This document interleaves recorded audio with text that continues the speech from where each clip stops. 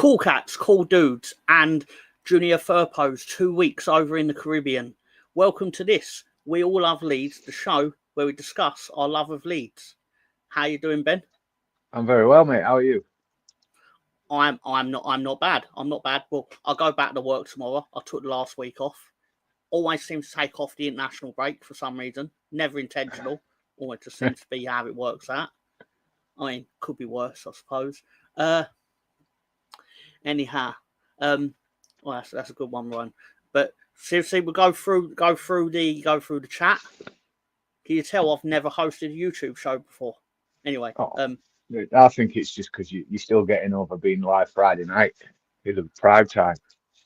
Prime time. We got the prime gig. We moved up to the big city, capital city, as I think they say in baseball. That's it. We can be fashionably late now.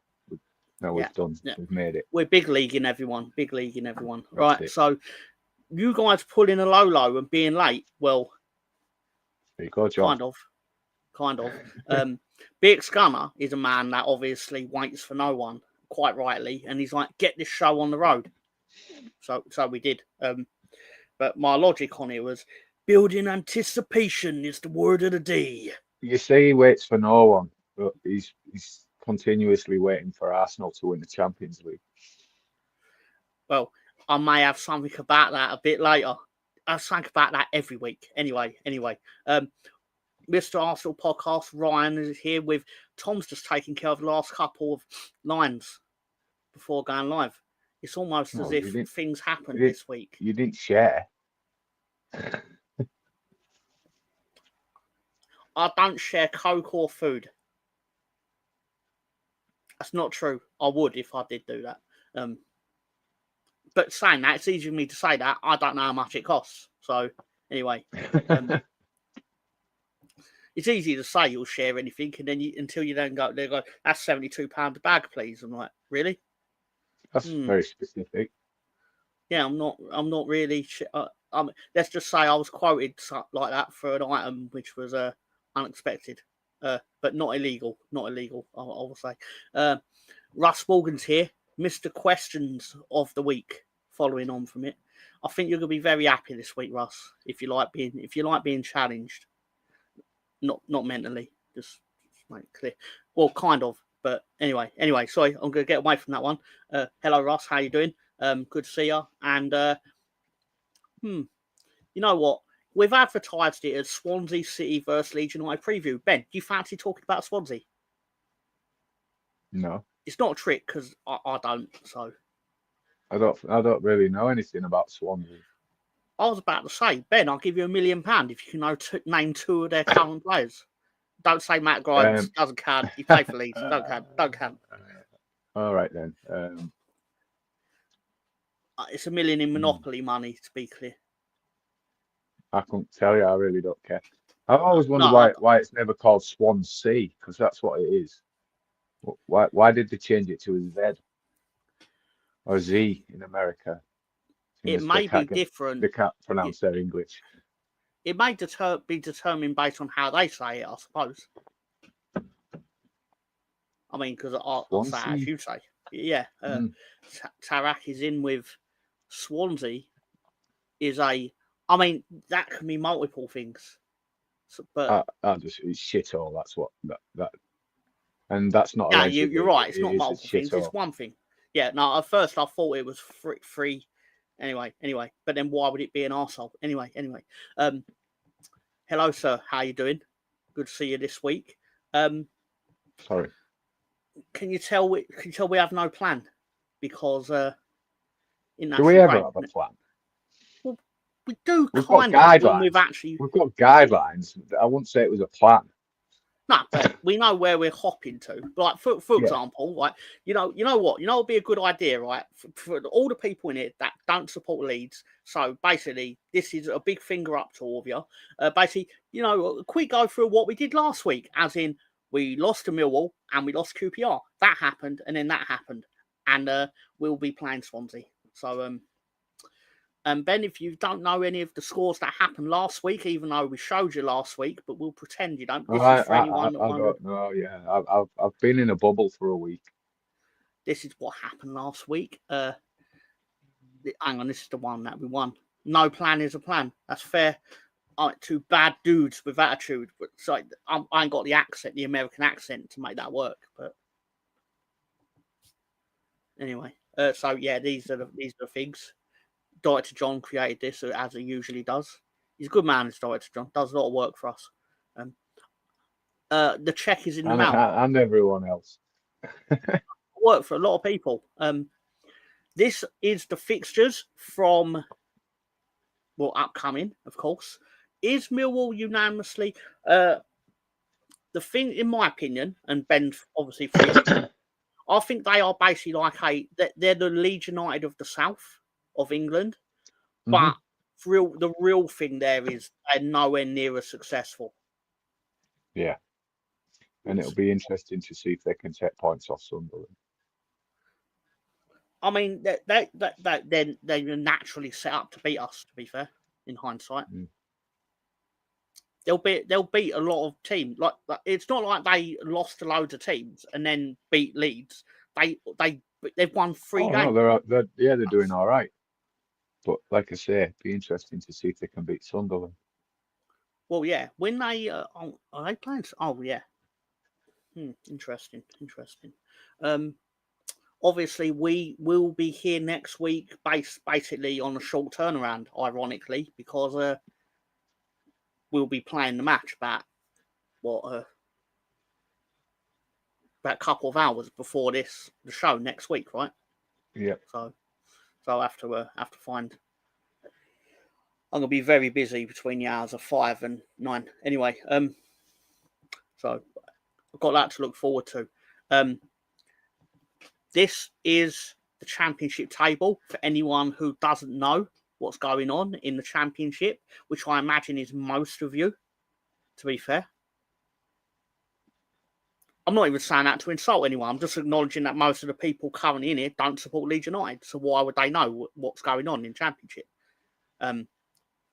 They're here for the nonsense. They're here for the nonsense, Ben. They're only here to watch the Leeds. Yeah, because Leeds are. Yeah, of course. Everyone's biggest attendance this season will be in the Championship. Will be the home game against Leeds United. That's not even like bravado. That is factually what will happen. And everyone's cup final. Yeah, will be. Oh, don't get me wrong. They'll all leave 10 minutes before the end, Ben, like Sunderland did. But do I mean this Sunderland that are currently top of the Championship, but when they were losing to Leeds in the Championship, they all fucked off home. And then they have the gall to go, we're a great club, we're a big club, a great support. It's like, well, yeah, you are a big club where loads of people turn up. But they'll sue. Imagine leaving when you're top of the league. Pardon my language. I didn't even swear. Massive club that has to give free tickets to kids just so they get the League One crowd record. I love that episode of their documentary where that Southern fella, I can't remember his name, but he owns. I think he works for Oxford. I can't remember, but proper white boy. He's running around the stadium a lot, and he's basically like, "If we beat the record, we beat the record." And he's fucking handing out tickets like confetti. But not that I've got a grudge against them for taking our League One record. No, it's not a record I want. League One. They still go on about it like it's the real. Yeah, well, they're only just fresh out of it, aren't they? Let's be honest. So. I know being honest is like a big deal, but I kind of enjoy like the fun of actually lying about football when it amuses me, because it just amuses me. I mean. In other news, I love Sunderland. That's one of the lies I was talking about, Ben. Anyway. I see Bellingham got his debut for the... Job, in case we get him confused. Job. Oh, that's funny on back of his shirt, Job. Like, you're going to... Like, what... We don't know that you're Job Bellingham. We don't... with you. Yeah. No, we won't.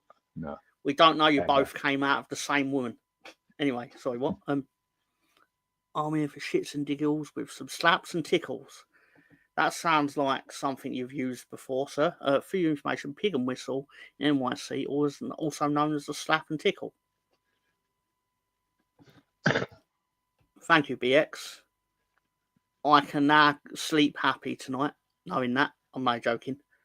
Well, right, you know what I mean. Anyway, so I forgot to do a thing last week that we usually do.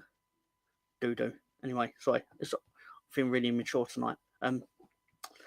I usually go through a social media account, which is now named after a specific letter of the alphabet. You all know which one. I'm just trying to get out of saying it. But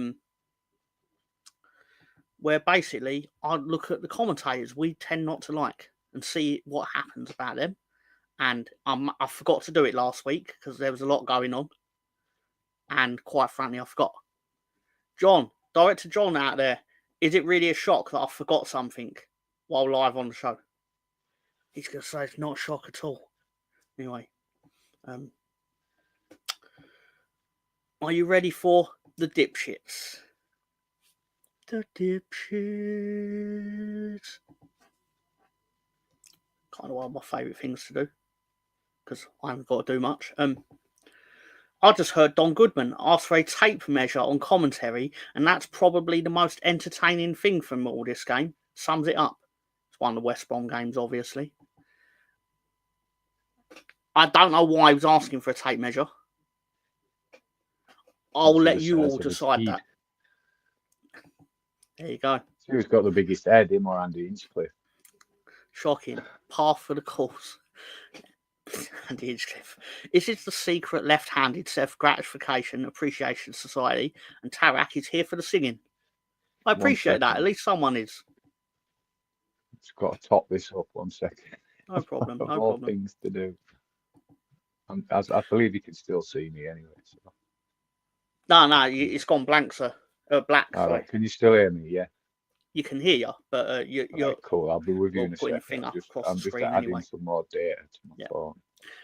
Did we really have to get Don Goodman on this game? He offers nothing from another Sheffield Wednesday fan. I might be wrong, but I think Don Goodman is impressed with Sheffield Wednesday's composure. I presume he was praising them, and this Greg Gill supports the other team. I mean, because why would you be watching a Sheffield Wednesday match if you don't support either of the teams in the game? Anyway,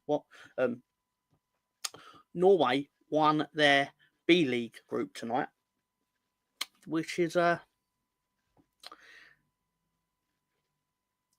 it is. Is that what we're in, B League? Yeah, we all got promoted tonight. Norway and England. I couldn't go for another 8 months in the Nations League B. We might be in the next A League together then. That's a possibility. I don't know if they seed it like all the promoted teams still get separated, but I don't know how that works. I mean, it's not something I've ever really felt the need to find out either, but I probably should. I found myself watching Wales-Turkey last night. That was a dross game. Carl Darlow had a good game. Rodon played well. Yeah, Rodon had a good game. Dan James wasn't really in it for the short period he was on. Connor Roberts was looking a bit shaky. Connor Roberts, I forgot who he is. Nah, not really. Wanted to measure the lines from Coot. That's very clever. The tape measure. Anyway, Coot's a national treasure and should be protected at all costs. We'll get on to him. Don't you worry. I got quite the onslaught from Mr. Coot earlier in the week. Sexy Sam is in the house. The words of Russ Morgan, and specifically Russ Morgan. I up pedal. See my Yorkshire there. Can I do that one for you? Yeah, please. It's A up pedal. I kind of knew, but I didn't want to. I didn't want to culturally appropriate you, Ben, because people get offended at all kinds of stuff these days, and I don't even sit there feeling like I'm trying to sound like your people. Well, where's this gone wrong, mate? You're the capital of our country, right? And you're pronouncing an A as an I. What the fuck's going on there? And You have no reference to the word the letters TH when I think with an F, and it's terrible that you're the capital of our country with the language that you fucking speak. No offense to you, Tom. I know it's not your fault, but It is my fault. It's literally my fault, Ben. Behind the scenes, us Londoners all talk properly, but then when we come in front of you, we basically like, nah, we don't want them to think that we know what we're talking about. I don't like the people that don't have an accent. It's just like a British accent, but the British accent has no dialect in any area in England, apart from you just talk with with loads of grapes in your mouth. It sounds like you're describing every British British/English person on any TV show in America ever. Yeah, It's all one voice, and even if that's not their real accent, but they happen to be English, like the amount of Northerners that I've seen on TV shows in America, but they talk like they dine with the Queen, kind of thing. It's like, that's not your real voice. Why are you putting? Who's telling you to sound like that? But if they do go on with their Geordie accent, they won't. They'll need subtitles, admittedly. So yeah. they showed Wales versus Turkey at Guantanamo Bay last night, and all international terror organisations surrendered immediately. Did you see the Welsh fans caged in? But then again, I was looking at the Welsh fans, and it looked like a retirement day out. They were all old people in the woolly coats, and I figure you're in fucking Turkey. It can't be that cold. Oh, that was going in a different direction of what I thought, because you were like, oh, they're caged in, and then but if you see the Welsh fans, I thought, hey, this is going to get a bit dicey, because I thought he was going to start calling them animals and stuff. Because I mean, to be fair, our main frame of reference is our known hooligan Brownie, so you know he's a good lad, but he'll tell you he was a menace. Yeah, We'll move swiftly away from that one. Caged turkeys. I mean, if you want to upset them, just say you're Bernard Matthews. But anyway, sorry, what? They must have been thrilled when Bernard Matthews died. Sorry. Anyway, my mates were from uni, were from Barnsley. Love their accent. If I'd have known that in advance, I'd have found the meme about Love Island Barnsley. There were some big people on that fake show. Anyway, sounds like division. I'm on the ranks. Quite often. And I mean, I can never frown upon hookers. And where the hell did that come from? BX Gunner, have you forgot what chat you're in, sir?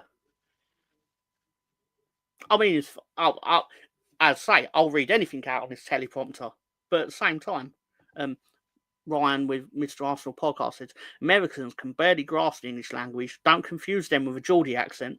It's a fair point. Well, we've tried to do that. We sent Cheryl Cole to their X Factor. Yeah. That didn't work out very well. But they sent her back, which was not part of the plan, in my opinion. Always enjoy Don Goodman on comms. Hinchcliffe, however, from Tony Horn, ghostwriter. I wonder what his job is. And last one for Don Goodman. Don Goodman last night, Andy Hinchcliffe tonight. Sometimes I feel like my ears are bleeding. I can sympathise. Andy Hinchcliffe will be fuming that the world's best player, Barry Bannon, lost 6-2.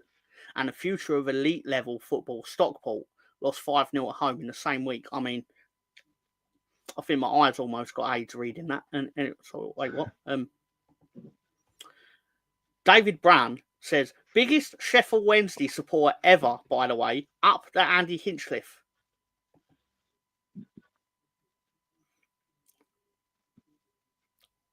I don't think it'd take a lot to be the biggest Sheffield Wednesday supporter ever, would it? No, you just have to say, like, I've been watching them for like a week or something. Fat guy with that tango guy. Remember him? He's probably the biggest. Yeah. I'm a sound lad from Blackburn. I spent 3 days my dad need to go get homies for my Mrs. T. I mean, I immediately knew I need to start doing the accent there, but I did not. I've been Where listening are to you Tom. on drums at football? Are you on? If you've got a drum, you're the worst supporters ever. I'm fine with it happening as long as I'm not exposed to the match it's happening at. I don't want to hear it, but just I because want to know I where that don't want to hear started. it, You know, which steward first let a twat in with a drum? yeah, I have no idea. I mean, well, I have an idea. It was obviously a Sheffield Wednesday, but Do you know if I was sat next to it, every week I'd punch a hole in it. Every week. I wholeheartedly agree. But again, as I say, to answer your question, I don't think it should happen. But that doesn't necessarily mean that it shouldn't happen, because there might be some people that like having their ears burst at football by nonsense. There are people that might like having their ears burst on here with our We should nonsense. bring back the Vuvuzela. Oh, that's the worst thing ever. That ruined an entire tournament. And people go, oh, it gave the tournament identity. No, it gave my ears AIDS, is what it did. And I know that's not actually biologically possible. And I probably will go on to say even worse Just things. keep your eyes away from your ears and they'll be all right. Yeah. 100%. Can barely grasp.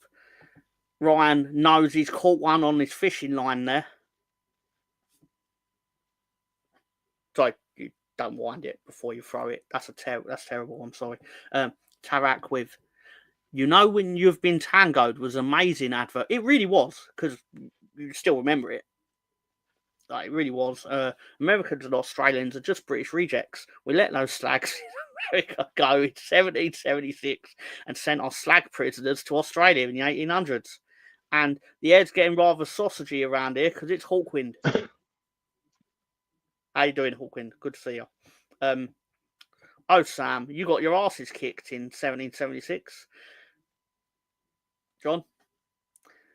This might require a very special July 4th edition of the show where we celebrate the day we allowed you to have your country back. Yeah, we gave you country and look what you've done with it, honestly. We had to venture to It's when Elon Musk started commenting on our politics. How the fuck can you talk about our politics? Really? Come on. Hawkwind's here. Don't go for his spicy sausage. And he's like, Sam Geese. The air's getting incredibly Scandinavian here too, because Anders has turned up. Anders and Sam in the same place. It feels like the Earth's going to implode. But anyway. How you doing, Anders? And Scooby D2's here with gents. I see Mr. Tommy's acquiring his winter fur. Thank you very much. It feels wrong shaving it off. November, innit? Where's Derek? Derek's on his way. Derek is definitely on his way. What Tom fails to tell you is, during the December months, he has a part-time job as a Santa mall, a mall Santa. He likes to bring joy to the children and goodwill to the people. Ho ho ho! I totally do. It's kind of true. What was that? Did I do that one? Yeah. Yeah. That was weird. That. Andy Hinchcliffe, master of the bleeding obvious and totally irrelevant at Watford versus. Imagine watching Watford versus Oxford and having to have Andy Hinchcliffe telling you what's happening. There's some cruelty in football. Unless I was stuck on a plane or something, I don't think it'd be happening. Well, yeah. I'd try and wiggle away. And I definitely wouldn't be buying the headphones. Joe Ost, or Osty 1988, as his friends probably call him. I don't know if they do. I don't know. Andy Hinchcliffe is the biggest wanker in Sky Sports. Takes some doing when you've got Gary Weaver and Gary Neville as competition. I don't know what he's got against Weaver, but still. And the last one, and I promise it's the last one, Andy Hinchcliffe is worse than any female commentator. I never thought I would say that. That's the most cutting one. I watched a bit of Leeds United ladies versus York City ladies at Ellen Road today. That's all I'm going to say on that. Congratulations on the 3-0 win, of course, because No, they win 3-0. I didn't if get that far. It was 1-0. Even if the stand was bad, at least they won. Yeah. At least they didn't waste their opportunity at Ellen Road. Fair play to them. Yeah, they've played at Ellen Road. But yeah, they won, yeah. and that's it. I didn't watch it, so I'm not going to be disingenuous about it. I did not watch it. I was doing other things, but of course, I someone gave has it to 3 win. minutes, Tom. 3 minutes. 3 minutes. And I know you technically never get any minutes of your life back, but they are 3 minutes I wish that I could have back. Fair enough. I can't even begin to say that, Sam, but obviously it's some kind of greeting to Anders, and Anders has responded in kind, so of course there is that. Did you watch Stipe Jones? I watched a replay this morning. No, I did not watch the UFC, to be fair. Did you? I watched the replay, but it wasn't the official UFC replay. It was some fucking dick on YouTube that can't zoom his camera on his telly properly. So I know the result, but I haven't really seen how clean the spin kick was. Remember Nicky Weaver, the young City goalkeeper? That was random. Yeah, that's what I thought that was then when you read Gary Weaver. I thought Nicky Weaver. And I'm thinking That's Gary fair Weaver, point, because I'll be lying if I said he didn't enter my mind. Not enough to have said it, because obviously I read it, but but no, that's not entirely unfair, Sam and Ben, to be fair. Well done to York ladies. I mean, to be fair, Scooby, they lost. That'll make that sound really vicious, but anyway, again, greeting. Apparently, it happens to all men sometimes, Ben. And look, clean on ribs, liver side. I don't know what's going on here. I think there's a disconnect between the conversation. Like, it's like, how we've got a conversation in Swedish going on, and I kind of understand that more than your conversation with Scooby. But it's good. It's good. Anyway, I thought it said they'd win. Oh, hot. Yeah, no, fair enough. I mean, obviously, I don't hate the York ladies team, but they didn't win.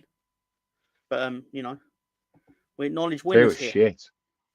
For 3 minutes that I watched it anyway, yeah. I mean, let's be fair. I think we should drop the sex barrier and just let everyone play together, and then we'll see how many of them make it. Yeah. These are multinational chat. It's when they throw their A-League players, whatever that league's called, I don't even know. Yeah. But I just find it ironically funny how the Big Six are the Big Six still. Yeah. And I'll tell you it's why. When they throw them on Sky and you expect to know who they are, like the celebrities, and it's like, well, how the fuck who you are. Honestly. I can tell you why those teams happen to be at the top of the women's game as well, because they have the money to waste on it and subsidise it. Because we can't really afford to do that, because we need to spend our money on getting in the Premier League. Yeah. So we can't really afford to spunk 8 times the worth of an actual player to get a women's player. Or we would, because obviously there's a lot of how do you word it? There's a lot of social cachet for basically focusing on your women's team, but you need to Google have the highest paid women's footballer? I wonder what she's on. Who is the highest paid women's footballer? I have no idea who that is. Ryan, you focus on that. Do you happen to know the answer to this question? I mean, I'll look it up, but presume he knows. He covers the Arsenal team, to be fair to him. But anyway, before we get into other stuff, I thought we'd just go. There is good news out of this, Ben, in all seriousness. Hey, kids, it's the final international break of the year. So, what's the first thing we're going to bring up in the Sunday roast? Obviously, it's so obvious. What's the most obvious thing we'll bring up in the Sunday roast? That's right. You're going down, my friend. Yes, sir, Mr. Paul. Which is how that probably played out. It was terrible, wasn't it? It was terrible. I knew it was going to be terrible. It played out exactly as I suspected. It's just let's just rip the fucking people off for millions. That's all it was. The irony It's is, fucking the world irony of it is my backward. mum complained about it. She complained about the fight and like how it was a farce. And she was like, I can't believe we've wasted money on this. I was like, it cost you a You fiver. know, the moment I knew it was going to be totally shit, like everybody was thinking, and probably myself included, if he hits him once, he can still knock him out. But the moment I knew nothing was ever going to happen was the minute he started walking out the ring with the fucking. He needed crutches, man. It was like he looked He old, had didn't he? one Bless him. chance. I was saying it to BX Gunner on a chat thing, to be fair to him. I was like, he had one chance to win this fight. He's to come out in the first 30 seconds and knock him the fuck out. He has to hit him. He has to hit him hard. Like you said, you were right. You're right. It's like the punching power is the last thing to go. And he hit him and he couldn't knock him out. So he's obviously fucked in that moment because it's not like his punching power is going to get stronger over the course of the fight. We're not a boxing podcast, if anyone wonders, but you know, it was a big fight that occurred over the weekend. On the weekend, there was very little football. So the actual realistic result is the one that happened. The funniest thing that come out of it was Carl the Cockfrock saying he'll fight him with one hand behind his back. But It's for funny me, you say that, Carl, Ben. he's after that for a payday. But for me, he ain't a payday, even though he'll let you know that he saw Wembley out. He's the biggest he's the biggest sucker of his own cock, right, that you've ever met in your life. But no, you're yeah, right, then. he's after fighting him. Why wouldn't he? Why wouldn't he want to fight him? I mean, Well, like, getting money. Yeah. Yeah. But I don't think he's a big draw in America, Carl Frock. Oh no, it wouldn't be. And I don't think Jake Paul's as big in England as he is in America. We've got our own dickhead, KSI. I'll put this up. Say hello to Chris Nix. Hello, Leisha Lehman moans about pay disparity, but never complains that her beauty has a pay disparity. It's like how many footballers are on OnlyFans? She's not actually that fit, to be honest. She really is. It's just fucking vanity. I can't stand vain birds. Honestly, she's got no ass. Looks respectable in the makeup, and I'm not body shaming or anything, but when you see her without it, it's got a distinctly Sunday morning than after the night type vibe to it. It's just a plain Jane bird, yeah. But like the actual top 10 highest paid female footballers in 2024, and this is according to Ryan or wherever he got this from, and it looks correct, to be fair to him, from what I know. It's basically Trinity Rodman earns $228,000. I presume this is yearly. Christine Sinclair, 308,000. Wendy Renard, 318,000. Amandine Henry, 320,000. I know you wanted just number one, but might as well just go through it to see the Marta, the one who played at like 700 World Cups for Brazil, 344,000 yearly. Ada Hegerberg, 355,000. Julie Ertz, who I have no idea who she is, 359,000. Megan Rapinoe earned 373,000 this year, which is interesting because I thought she was retired. Hoped, thought, whatever. Alex Morgan, 375,000, and number one, Sam Kerr of Chelsea, 417,000 a year. 417 grand a year for being shit at football. It's a good gig if you get it. But thank you for that, Ryan. I really do appreciate you taking the trouble to answer that for us. Thank you. I was just interested in what they earn. No, it's a question. It's a great question because I didn't know the answer. As soon as you said it, I was like, yeah, who actually does get the most money? So you can quite honestly say that them big six are running up massive red bank accounts if they're paying players that much because they don't generate anywhere near that money. Well, that's fair. That's a fair question.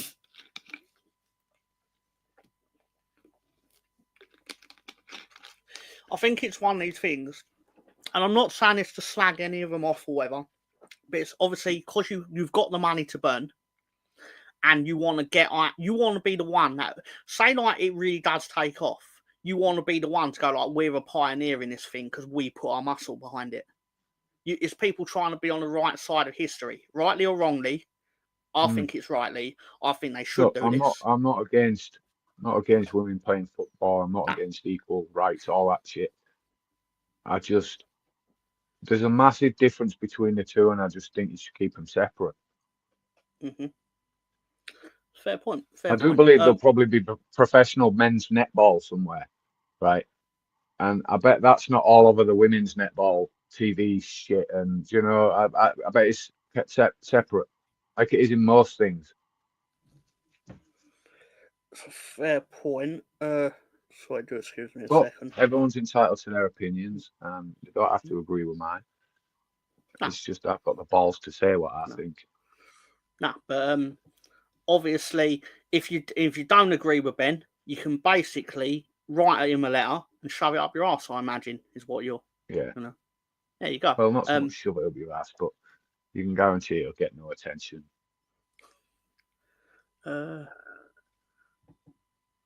Who was very good?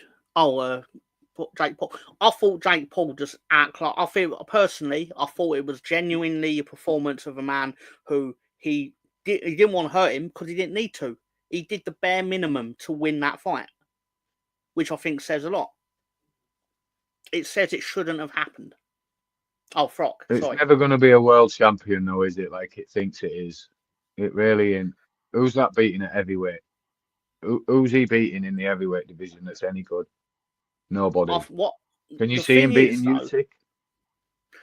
No, but the real thing, Ben, that I think people don't really want to admit is the heavyweight division in boxing is really boring, and these YouTubers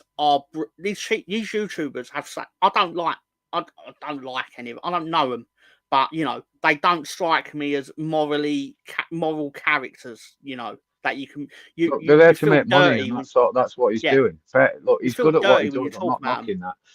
And he's not totally useless at fighting, but he's not a fucking professional on any elite stage whatsoever. That's why he doesn't fight anyone. It's all right you're saying, oh yeah, he boxed well. What, against a 60-year-old man? And who's he knocked out, really? You watched his highlight reel from him, and it's like, 8 knockouts. Retired UFC fighters in boxing rings. First of all, it's not their sport. It's a total different game. Get in a cage with them then. Let's see where you are then.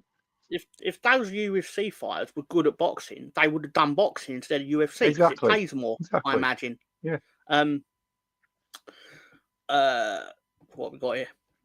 You couldn't even beat one lousy YouTuber, Mike. One. It's what I imagine it went down backstage when he was like, now take your $20 million and get out of my sight. Anyway, I don't think Don King would be anywhere near him. Oh no, clearly not. But it suited the joke from the episode in The Simpsons from it's like 97 or whatever. Frederick Tatum. Frederick Tatum. Yeah. Not gonna lie, I wouldn't mind seeing Ngannou. Is that his name? Tickle his whiskers. But then he's a skilled fighter in his prime, which doesn't really suit the Paul brothers. I don't know why I'm bringing Logan Paul into this. Logan Paul's a fine athlete for what he does. Yeah, he looked a bell end in that car sat next to him, though, didn't he? Yes, 100%. Jake Paul and all making a fast in the sport.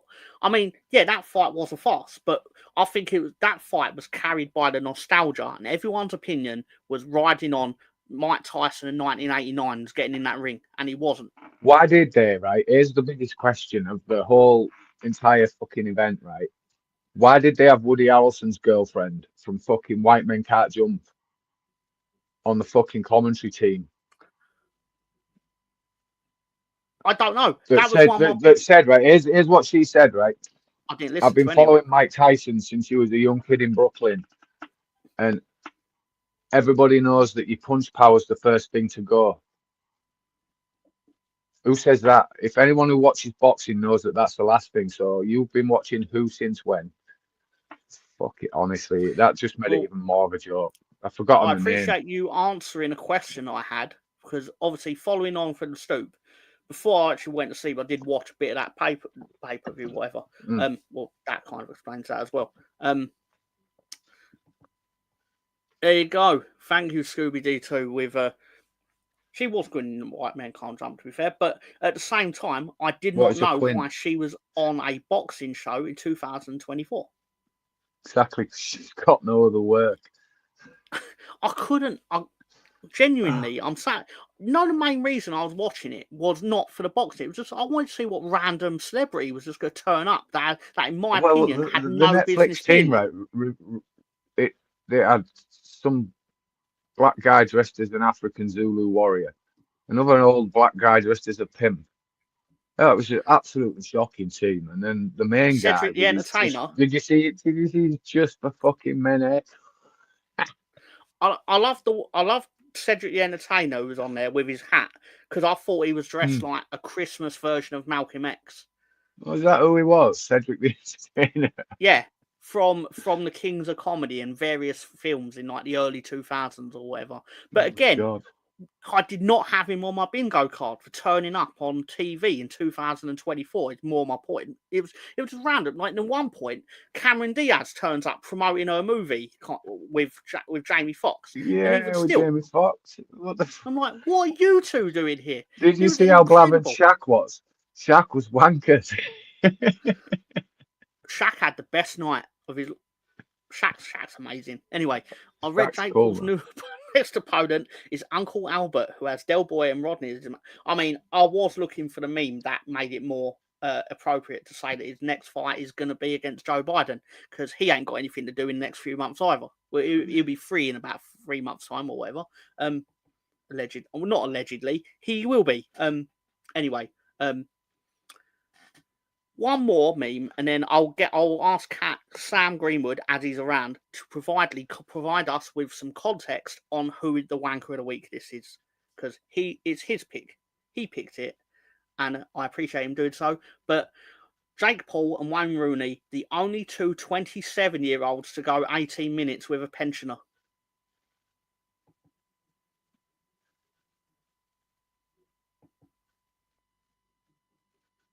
And they both look dead behind the eyes because of it. Just saying. At first, I read that and I was like, that makes no sense. He's not 27. But I mean, they're referencing that he got caught out when he was 27.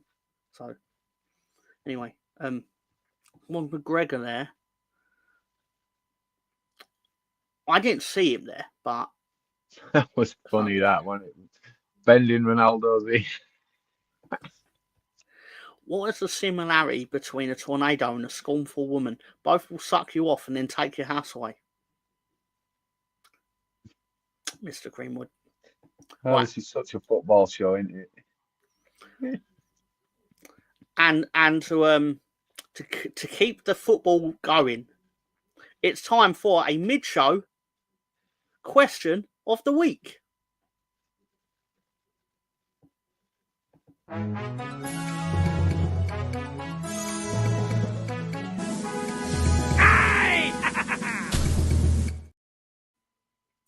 Hello, everyone. Can you play that again because my sound went off.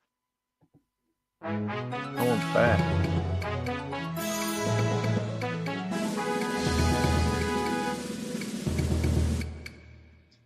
Now, as far as I know, people want more questions of the week. Sorry, what's that, Ben?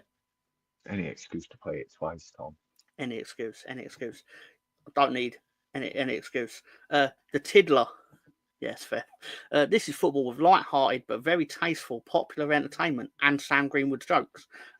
Sam, hopefully you're ready. It's the Riddler. Or we'll combine it. Oh no, of course he says that. Oh no, it's the Diddler. The actual mid-show question of the week is: which Premier League manager once fielded a 14-year-old boy in a friendly because the boy's dad painted his house? Genuinely true. What was that again? So I am listening. I've just got to find keys. Which Premier League manager once fielded a 14-year-old in a friendly because a boy's dad painted his house? Alan Kirbishley. Oh, close. No cigar, sir, but close. don't know where that came from.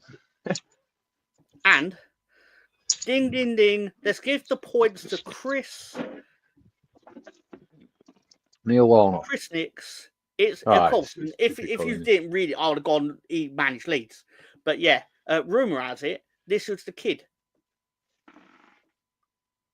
Nah, it wasn't him. Wasn't him. My dad's never painted an house. Ah, fair enough. Fair enough. And I was Just a 15 rumour. then, not 14. But yeah, apparently Paddy Kenny revealed that obviously he was playing for one of Warnock's teams. I think it might be Sheffield United, and basically this kid was part of the team in the game, and obviously they all just go along with it because it's a friendly, and like they later discovered that he was only playing the half of football because it was Neil Warnock got out of paying for the painting being done basically, which was a thing, and say hello to Rosie, who says, make sure you're subbing and press it, blah, blah, blah, like button. Alison doesn't work for tips. It's fair. That's fair. There you go. Sounds like Brian Clough. I think it also sounds a bit like Warnock. Anyway, Harry Redknapp. Harry Redknapp's not got a great reputation, has he? I can't begin to say that. And Warnock, what a legend. Only kiddie. Jamie Redknapp can't paint. He's fake shit. But he didn't need to paint. He was he'd have been playing. I mean, yeah. I'm not going to get into that. Hello. Sorry. Hello, you well, sir, Sarah. F. Pitts Anderson with a beard. There you go. Clough once forced Mark Crossley to play for his son's Sunday League team as a punishment for a bat. Yes. Was that not on Under the Cosh? Jose, and she works less than Tom. It's true. I do have a job. Just make that clear. So yeah, that was the mid-show question of the week.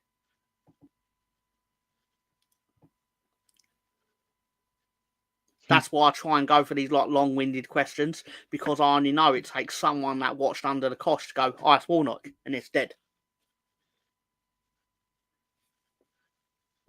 So thank you, Chris Nicks. Congratulations.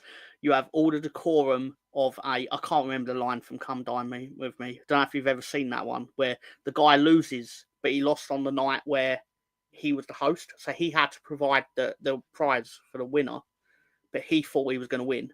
He didn't win, and then he kicked them all out of his ass. It's incredible. It was something like you have all the decorum of a unwashed truck or something like that. And he said, get out of my house, and they were all celebrating out on his patio out front. Anyway, sorry. Just whose birthday is it? Oh, there you go. Rosie, not too bad. I hope you have a good birthday. I did. Yeah, it was Happy said birthday, on Under Rosie. the Cosh. Sorry. Oh yeah, of course. Happy birthday, Rosie. Happy 61st.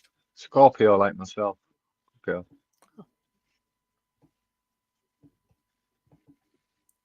What cake did you make?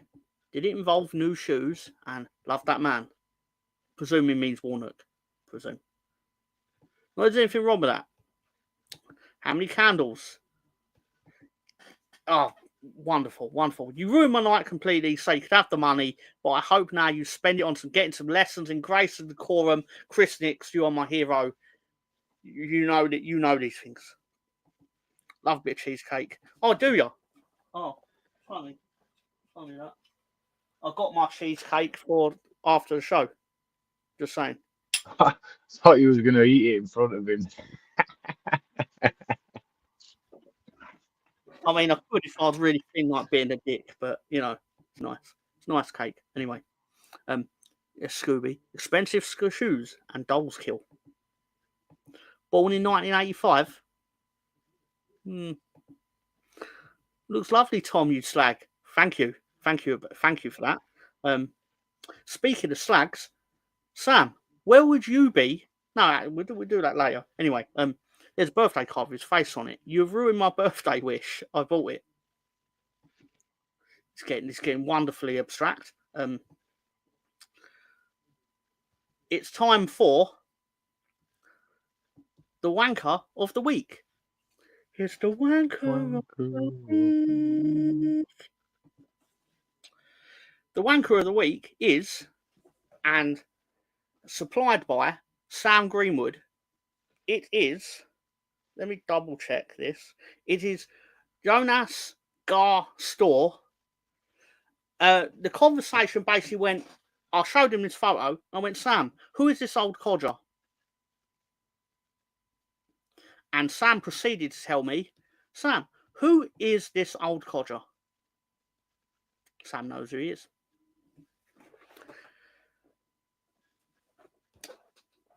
I'll give him time to type it. He wants to go back to the year 1985.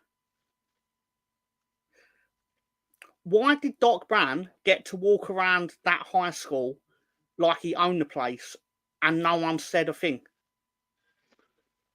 Because paedophiles were accepted in the 80s. It's a strange time. It's a genuine strange time. Where did I come on the list for wanker of the week? I want a recount. I told you were third in voting. Jonas Gahr Store, the current Prime Minister of Norway, giant slag and Leeds United fan. I've never really called it when a lady does it wanking. It's just different. Is it not DJing? depending playing on the guitar. method. Air guitarist of the week. Yeah. The air guitar player of the week. But Sam, why is he the wanker of the week? Because you were quite specific in that I should use him for this segment. Has he actually done a specific thing to have upset one of our top viewers? Because, spoiler, we had no wanker of the week because nothing's happened at Leeds United this week. And we tend not to just randomly pick on people. But it turns out we will randomly pick on the Norwegian Prime Minister for being a Leeds fan. Oh, is that who he is? Yeah. Is he a Leeds fan? Allegedly, a Leeds fan. Because So here why is he he is a wanker? displaying... Well, he's displaying a... Well, Sam thinks he's a wanker. I mean, I can guess why. Whoa. I need explanations. If he's a wanker because he's a Leeds fan, then it's getting erased. Oh my! Israel beat Belgium. That's gonna go in my files of the international duty. So, because Max Verber played today, which means he's played more for Austria than he has for Leeds this season. Jessica Nappitt's man is the world champion air guitarist. Not surprised. Sam is Swedish, actually Norwegian, Scooby. I mean, Ryan, you should have requested this, but to be fair, let's do spoiler. I don't think he did much wanking. I think he paid for the fact that he didn't have to wank. I think it's implied that he, yeah, I think doing it himself was probably the least of his concerns in that moment. Mm. No, Mr. Tom, he's Swedish. Depending on how much Charlie's been powdering his nose with, I don't think he'd have been very much used down there. Oh, hang on. Sam's actually provided us some context. So he is not liked and is a bit of a character. He is famously or infamously called the Fog Lord because he just talks rubbish that no one can see the meaning of, which actually makes sense to why I'd support Leeds United. But apparently this is taken the word promotion. cunt originally used to mean along the lines of the total opposite of what it means. Like you was favourable, and I can't exactly remember, but it means one of the best people originally. The word cunt. So I don't know how it got changed over the years. I think it's just a word that makes certain people uncomfortable. It's like why does any word make it? Who decides what a word is offensive and why is it an offensive word? What's offensive about it? It's just a word. You see, I'm a massive believer in there's no such thing as offense. People just like to go, eh. Especially woke people who take offence for others. Has this guy actually done something wrong though, Ryan? Before 9 o'clock this morning, I didn't even know he existed.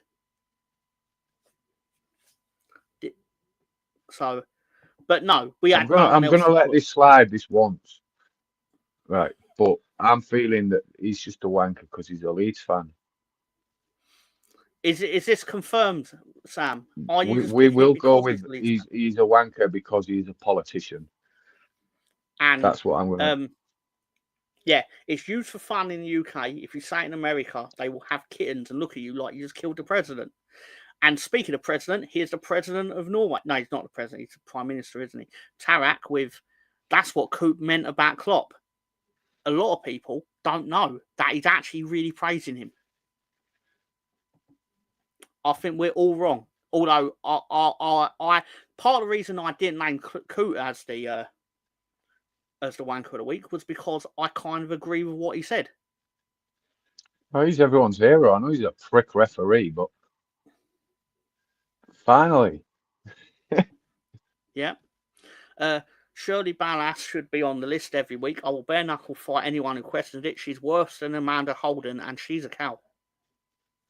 I'll take your word for that. I don't know who she is. Hopefully, it's the dancing judge, I believe. I hope Director John is now finding a way of putting a cow's head on Amanda Holden. And sorry, what? Is she the Louis Walsh of Strictly then? Yeah, I believe she's a dancing judge, which with actual dancing experience. I don't watch Strictly, so I'm just guessing based on. I really shouldn't be answering this because I only know that that's what she does. I've never seen the appeal in watching like B-rate celebrities dance. I think that's Badly. the appeal of it. I think it appeals more to the celebrities doing it than the people watching it. But it's largely inoffensive, I think, is the real reason it's on TV. I just think anyone who's worked for TV past 1989 just wants shooting because they haven't come up with anything really to noteworthy ever since. He is mostly a wanker because he's an unpopular prime minister and happens to allegedly be a Leeds fan. I mean, apparently he donned all that because we got promoted. Oh, he's a wanker that's then. how. But he's an LL Cool J then, is he? It's cool to be Leeds when it's cool to be Leeds. I suppose so. I mean, it didn't strike me as the most like egregious one because he's wearing his own merch, to my understanding. Like he's not been sent that by Leeds because that looks homemade. But still, Shirley Ballas looks like Doreen for Birds of a Feather. That's a very fair description, actually. To be fair. You mean Dorian? Yeah, that actually sounds more correct. Yeah, making me read Doreen when I knew it was wrong. Anyway, speaking of knowing it's wrong, hey everyone, it's Gary. It's Gary. Gary's here. It's our friend Gary. Yeah. Do you know Gary's got a live show tomorrow night? I actually heard him there. He went, "Hi Ben." Yeah. Gary's a decent gentleman. Wrongfully had his stir fry stolen. We don't need to get into that again. If it had been your corner, mate, you would have gone off your nut. Someone's nicked my sauce. I'd have done time for if my korma got taken, but right, Russ, what I was calling Ryan, because Ryan's here. Russ says, Gary, hello, sir. Yeah, we've done that. Hi, Gary. We know you're a closet Strictly fan. It was my grandma's favourite programme, so I sometimes watch it with her. All I do in Latin. Yes, please. Listen, I don't knock what anyone watches or anybody finds interesting. Each to their own. But if I take the piss, it's just taking the piss. It's nothing serious. If you want to watch that with your gran, then that's a lovely story. I'm right behind you there. Do you know what I mean? But yeah, I just personally don't watch it. Ben would have backed me up. Mr. Tom is a bad friend. Every part of this is accurate. Every part of this is so accurate. Like, I can't even sit on the internet. You know, I said I love to lie about unserious things. I mean, I can't even dispute this. This is what happened. I'd have sent the bloke to the back of the queue, Gary. So he got nothing. That's where he would have ended up. I would have picked him up by his shoes, upside down, and took him to the back of the queue for stealing your stir fry. Hello, Rosie, Scooby Doo and Russ. Gary doing the mass greetings.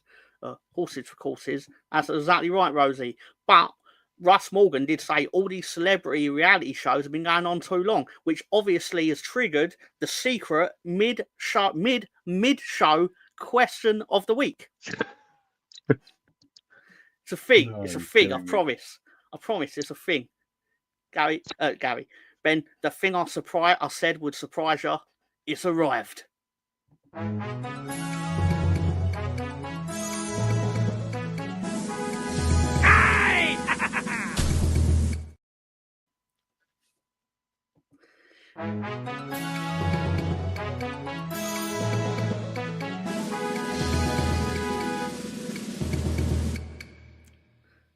Roll up. It's the mid-show celebrity question of the week. 3 times for the mid. Yeah, it's like Inception, but for questions.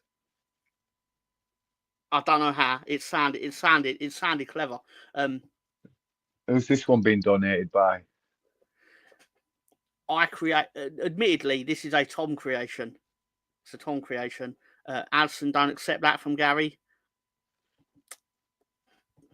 I'm just too excited about the mid-show celebrity question of the week. Jingle, Russ is happy, Tarek's happy, because everyone's happy. But let's go with what is the mid-show celebrity question of the week. Name these 5 famous Leeds United fans. Are you ready? Pay attention. Be very careful. Name these 5 people that support Leeds United. Swansea, Henry Winkler, Katie Taylor. Who? That was a joke decision, wasn't it? If I ever saw one. Is that David Platt? It is, isn't it? One of the Brownlee brothers. Look at David Platt's Adidas. They're cool. The actress is. I know it is, but I can't think of her name.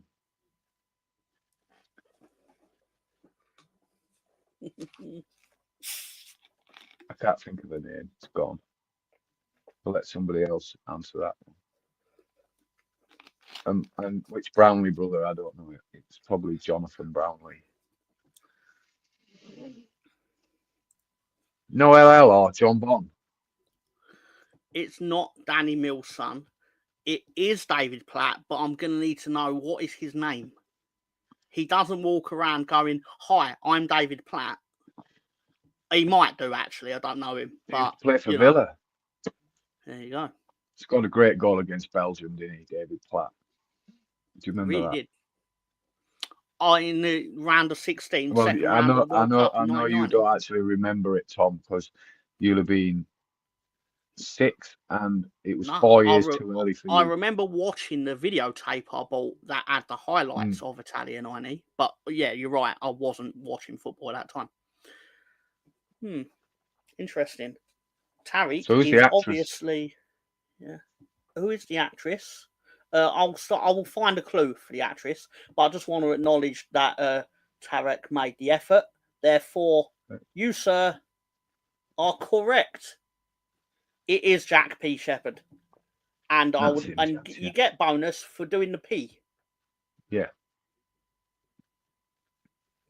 That young lad looks like Cole Pilkington with hair. So, which Brownlee brother is it? Just to confirm. Jonathan or Andy. Okay, so it's one of the 2. Obviously, we all know the boxer is. We all know the Fonz is. Oh, yeah, I mean, I think the runner is Brownie. I don't think Brownie's run for anything in his life, if we're being brutally honest to Adam. But fucking hell, sorry, that's it. That's incredible. That's incredible. If you know, you know. But he's a good lad, Brownie. But good lad. Okay. I'm going to quote some things that this particular individual has been in.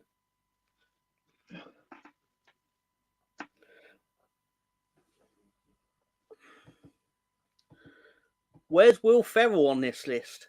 I mean, let's be fair, Ryan.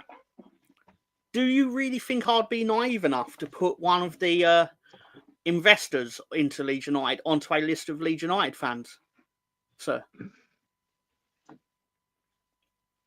And he's been seen at Old Trafford more than he has Ellen Road. There you go. He plays in that stupid fucking soccer age shit every year.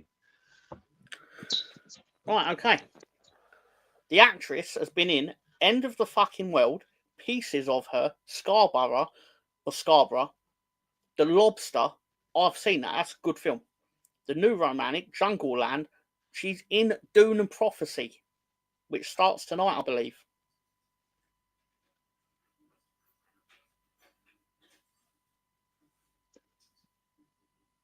Well, it's not who I thought it was because I've not seen any of them. Branny won into the gym to sniff some gym slips. Recognise the actress's face. Yeah, Sam, I sent him his way off for my behaviour in the chat tonight. Yeah. God, Brownie's character. And, yeah.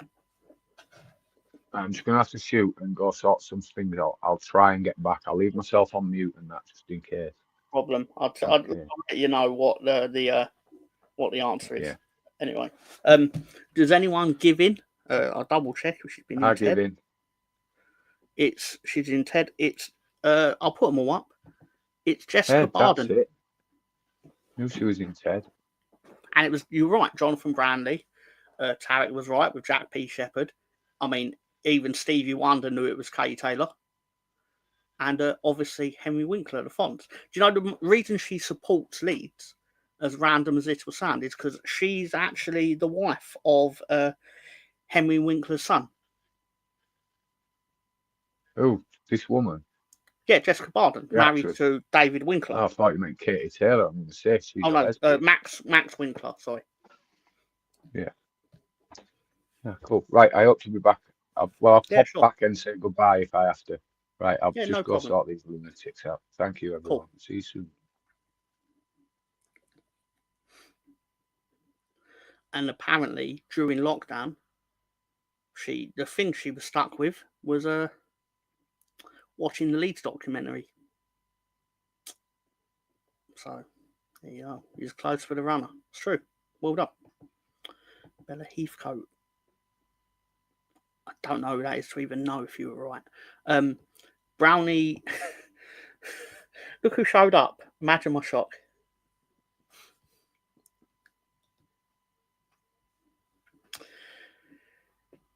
There's more than 5, but giving you all of them in one go would just be harsh on all of you and Director John. So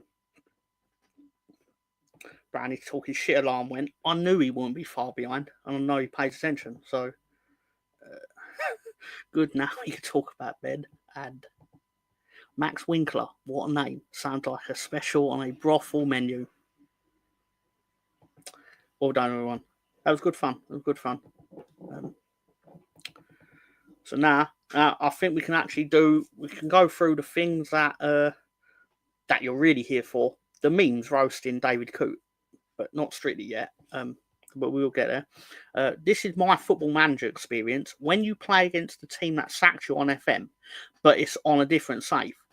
It's like, you took everything from me. They don't even know who I am. Every time.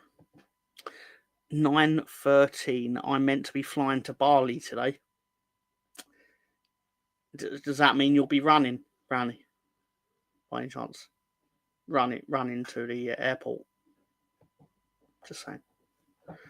Strippers give me the heebie-jeebies. What, paint ones? Anyway. Paint name for a strip there. Yeah. Why? Yeah, why are you going to Bali? That's obviously a euphemism. We love dishing out congratulations on the on We All Love Leeds show, because Visa run, for anyone who wondered. A Visa run. Funny, running. Running.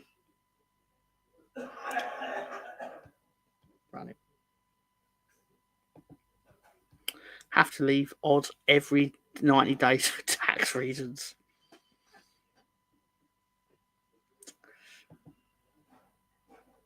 It'd be funny if Brownie was secretly watching this to hear his name got spoken, which it did. So he's in it like a fly on shit to see what's going down. Then wouldn't it be even more funny if the feds were basically listening in to try and catch Brownie?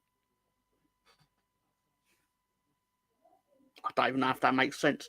Deep fried heebie-jeebies. Brownie is dodgy. I've never said that, but Brownie will tell you that. But no, here we go. Anyhow, congratulations to Rory McIlroy, who won the DP World Tour Championship. He won the what? DP Tour? I thought they closed that tournament down. Dirty people out there in that golfing, dirty people. Brownie is more dodgy than a light night market in Camden Town. What was said then? I'll have to watch playback afterwards. Then, I mean, I did out that you are a self-admitted football hooligan, and you really should start at the mid celebrity question of the week. To be fair.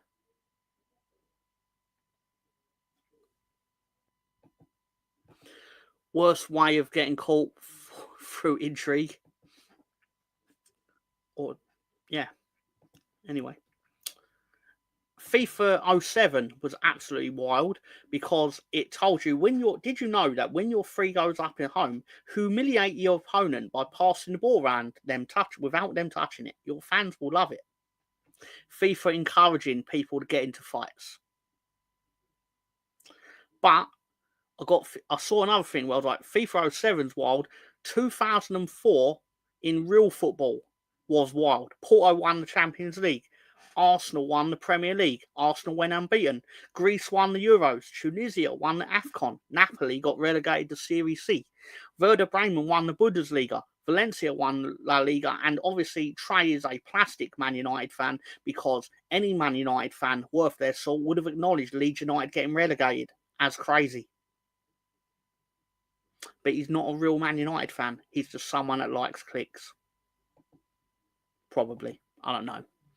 Never saw that on FIFA.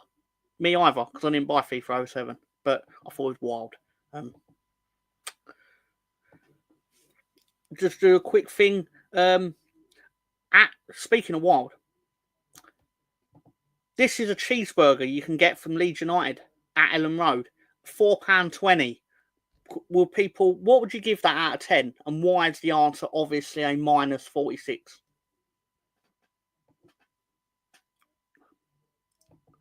Special shout out to the wanker of the week, to Luke, a guy who got married to a stranger on TV. She dumped him, and then he sent her a letter telling her his only regret in the relationship was that he didn't get on his knees when she was cooking and terrorise her bumhole. I should laugh, but that's quite a letter. It's quite a letter. That is an. Obviously, I don't condone the sexual assault aspects of that letter. Just didn't see that coming. Anyway, that is an unlikely run. What would the odds have been? Pick a number. Put a lot of zeros behind it, Scooby. Clearly. That looks like a bumhole. Rosie, that sounds fun. Tom loves that well-cooked burger. That was £4.20 apparently, and they have improved the food at Ellen Road, but I presume that still exists. And another one at Celtic Park, you get this pizza for £6.50. £6.50. What a bargain! Well, presumably saying that about the burger.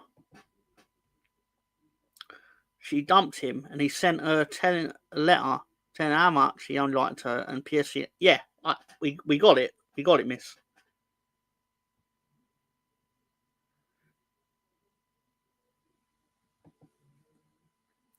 The box is 4 times the size.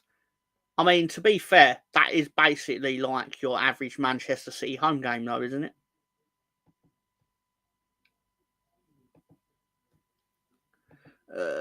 Did you say the pizza was from Park? It was.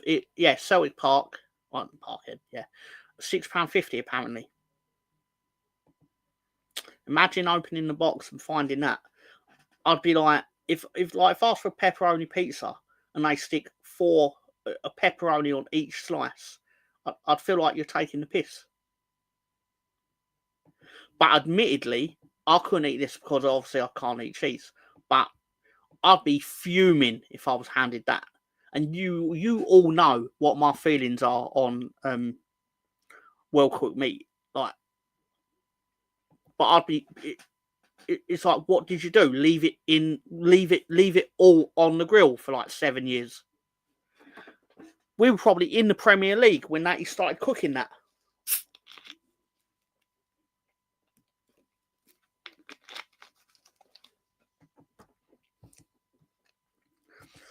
I didn't know they sold pizzas.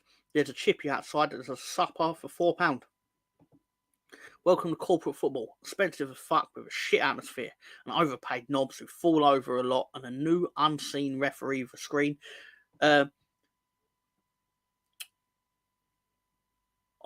Sam Greenwood.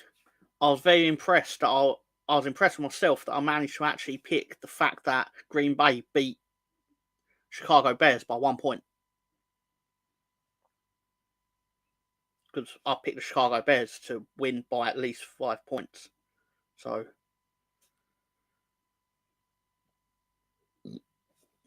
perfect. Cash. Anyway, what? But we're now at the main event. Ryan, if you're trying to fall asleep and you've got us listening, then actually turn over, face your camera, because it's the David Coote section of the show. You're opening a box and then realising that you're in a shithole.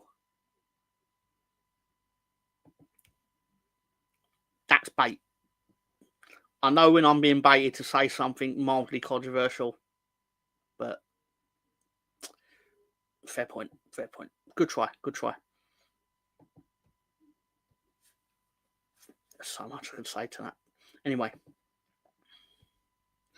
I want to party with David Coote. Bears missed that last second field goal that should have been scored. No fucking luck at all. I mean, it worked for me amazingly because I won my bet and my team, the Packers, won. People go, why are you betting against the Packers? I was like, but I know they're going to win by a small score. So anyway, sorry, I'm all over the place, easily sidetracked. David Coote, oops, I said the quiet part out loud. It's true, but he still shouldn't say it.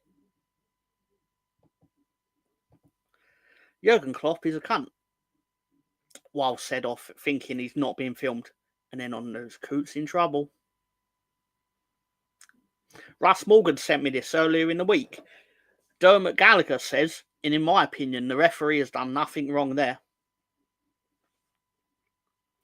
Congratulations, or thank you to Russ Morgan.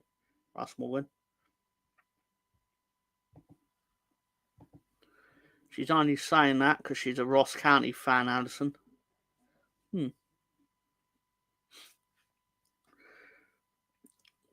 Is she being mean about Dingwall Stadium?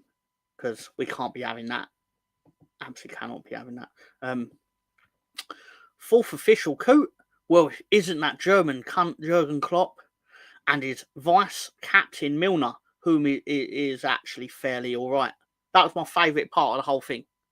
They went out of his way to go, oh, James Milner's all right though. Indirectly throwing every other Liverpool player he had any dealings with under the bus.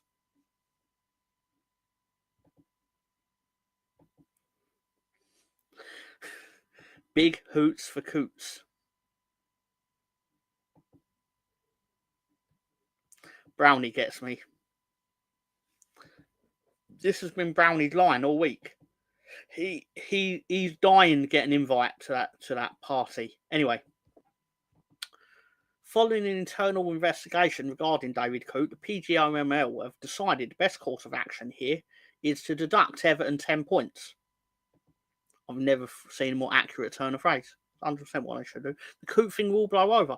It absolutely will tomorrow when I stop looking for memes for it. Bring me up to speed on the story. It's funny to say about Speed because he was basically filmed saying that Jurgen Klopp is cunt, Liverpool shit, James Milner's all right, and then he did coke. These memes haven't to be sniffed at. I see what you did there. I see what you did. Yeah.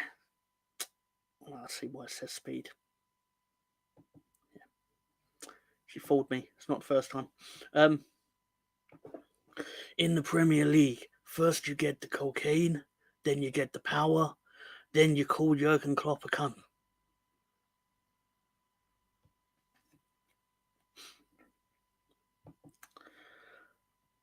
Jurgen Klopp won Premier League in 9 years, won Champions League in 9 years, won FA Cup in 9 years, and Liverpool fans compare him to Sir Alex Wenger and Mourinho. My real thought on this is, I wonder what David Coote thinks about Jurgen Klopp.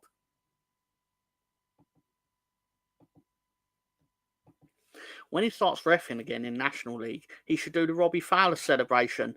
That was the 15th meme that I was going to bring in. Was putting his head over Robbie Fowler going down the line. Anyway, where are we at? Oh, guys, I've got a very quick history of David Coote and his relationship with Liverpool. I don't remember it going down like this, but the photo doesn't lie. Apparently, he is why Liverpool didn't win the Premier League that year that Gerrard slipped. I thought Demba Ba just dispossessed him and ran off, but apparently that's not what really happened. His stuff had better been good to get him into this amount of trouble. If it was shit, then he's even more gutted than paying 50 for flour. What? That's amazing. Oh, Brownie.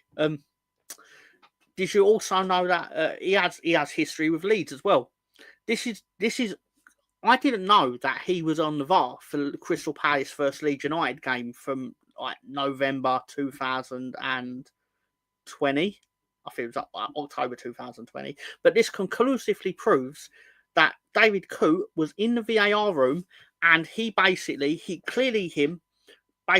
was decided that while drawing the line that Patrick Bamford was offside for pointing where he wanted the ball to go.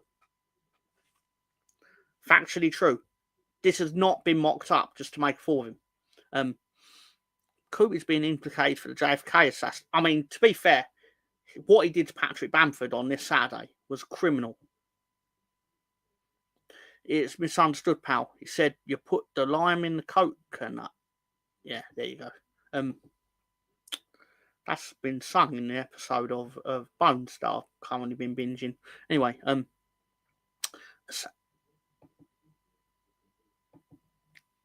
yeah. And he'll end up in Saudi making more money and buying even more snow. Anyway, sorry, what? Better lifestyle. So end up sticking, it's fingers up to everyone. That's probably true.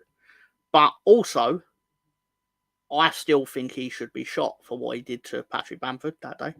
Sorry, what? And Brownie be right there with him, cheering him on. And,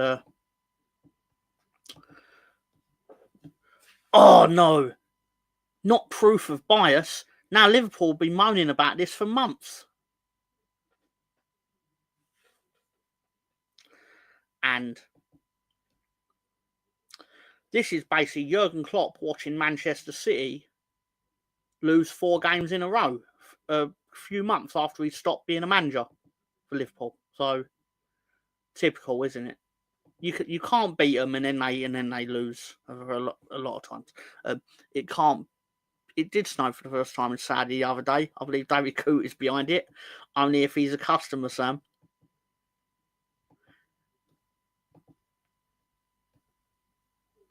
And the last one. Breaking news, Donald Trump has appointed David Coote as the head of the Drug Enforcement Administration.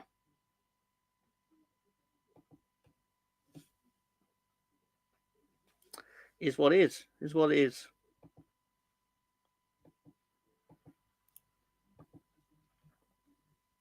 Where are we at now?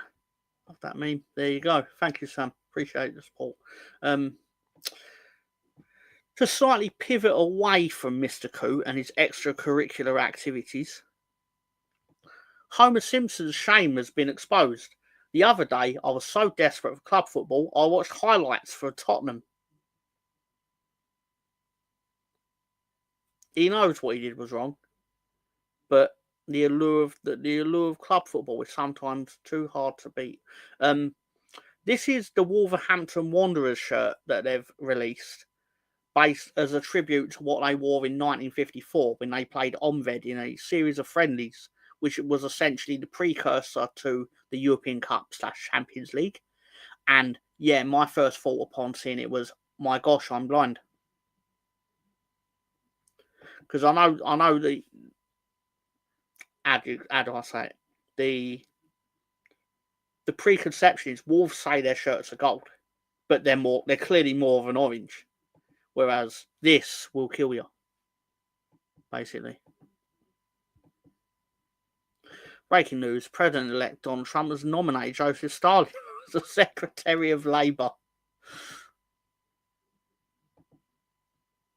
Let's have a look at some of Barcelona's achievements.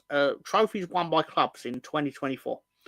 UCL, Champions League, Real Madrid, La Liga, Spanish Super Cup, UEFA Super Cup.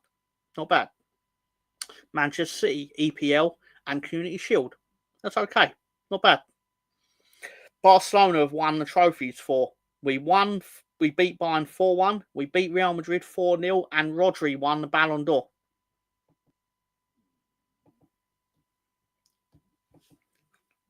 Love a bit of bitterness from Barca. Love the old, looks like the old geezer likes a golden shower brownie note. Wow. We've got some loyalty in football. I just love this loyalty. This is your average Big Six football fan. Obviously, can't decide which one he supports that day. So he obviously goes by the current results.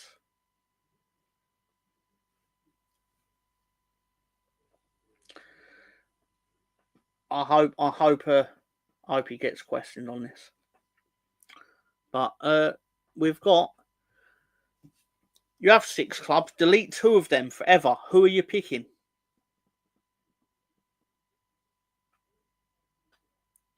I think we could live without Manchester United and Arsenal, personally.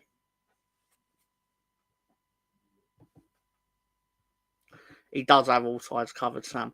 But which 2 would you delete, and why would it be Man United and Arsenal?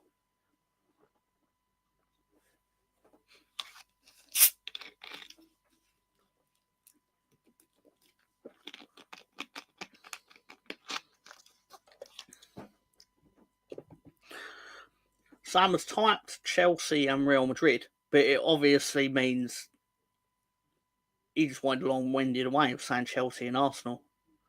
Don't say Arsenal, you absolute slag.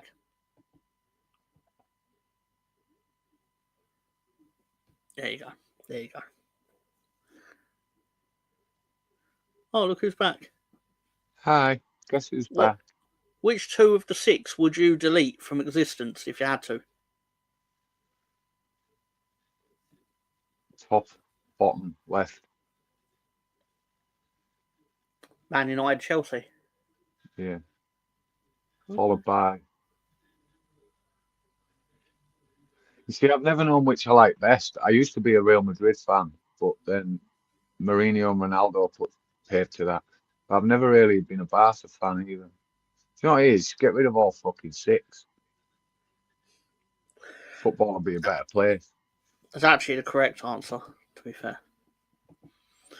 because you'd have so many homeless football fans. Hmm. And then they'd come to the Championship. We're like, nope. No, I don't want Arsenal fans whinging. Away with you.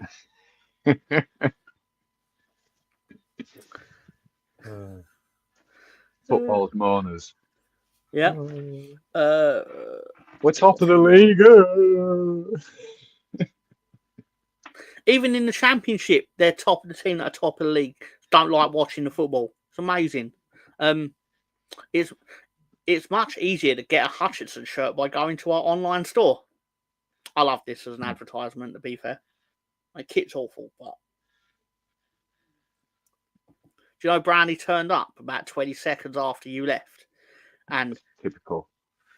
Yeah, he was like, what's going on, lads? It's like, it's almost as if you heard that you was the star character of a segment. But anyway, we've got mathematical formula for you all here, all you Arsenal fans.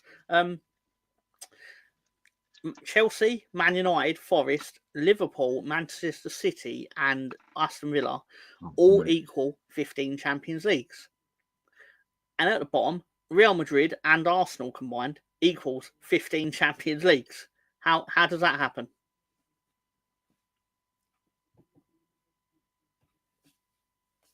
It's not for me to say.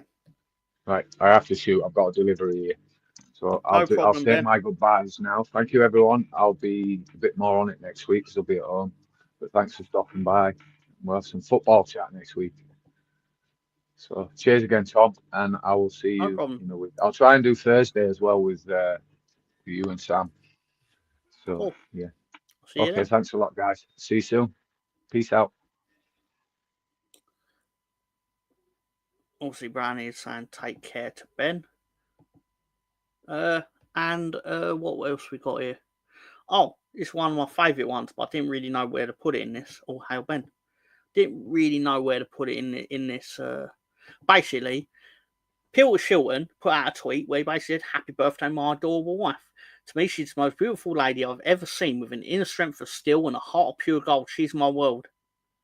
Skinner, at Skins THFC, replied, "Wish you were punching this high when Maradona was next to you." Controversial. Arguably true, though. Sam Greenwood wishing Ben good night. And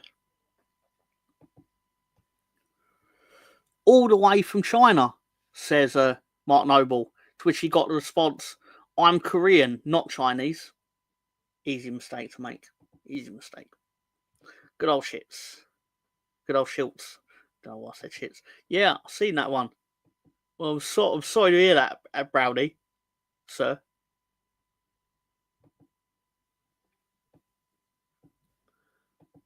Mr. McClure, if Man City win again this year, do we start calling the Premier League a Farmers League?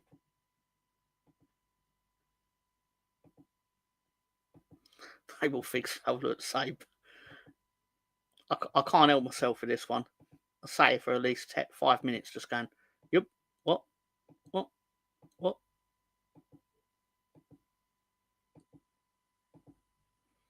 I don't want to do it too fast, otherwise they'll probably flag me for copyright, like pretending it's a moving image or something.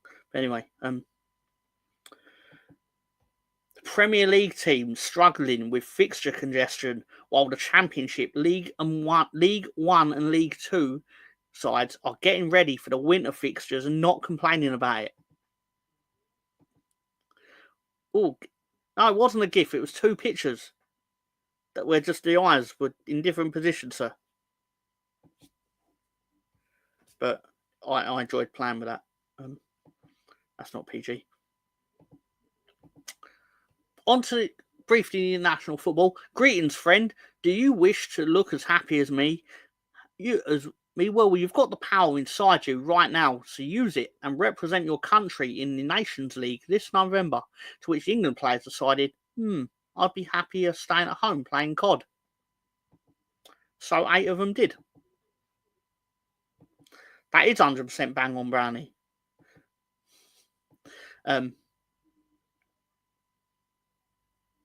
I'll leave it on here, Sam. So at some point when you get on the StreamYard, you can mess around with it as well, because it's oddly therapeutic, as silly as that sounds. It is bang on. They play less games than our clubs, but they complain about but the games we play are a higher standard. Like, well, obviously that's true, but we're more desperate to win than you lot are, because you'll still be in the Premier League next year. So fuckers. Anyway, sorry, what? In the Keane household, due to what's his name, Harwood Bellis. Is it Taylor Harwood Bellis? Probably, because obviously he's married or getting married to the lady that is obviously Roy Keane's daughter. So this is the Keane family after seeing him score against Ireland. I imagine he's thrilled, really, because no one hates the Irish FA more than Roy Keane. But anyway, Carsley is done. He got us out of the dregs of the Nations League Group B. That was a rough 3 months. And Tuchel now takes over the mantle, declaring, I guess it's up to me now.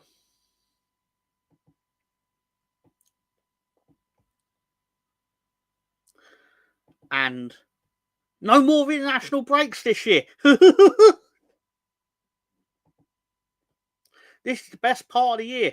It's the longest possible time before more international football. Huzzah. And before we go, we had a mid-show question of the week. We had a mid-show question of the week. A mid-show celebrity question of the week. Hell, we'll even do, you know what? Let's just do it. It's time for the actual question of the week.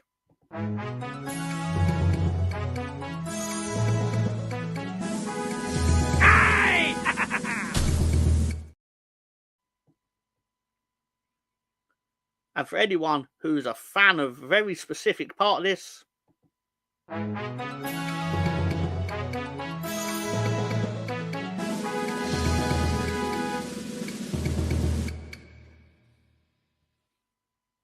Ross Morgan with jingle. At least someone's a fan of it. Question of the week. The question of the week is, who's played for both Leeds United and Plymouth Argyle? Who? And it's a 3-5-2 formation, I believe.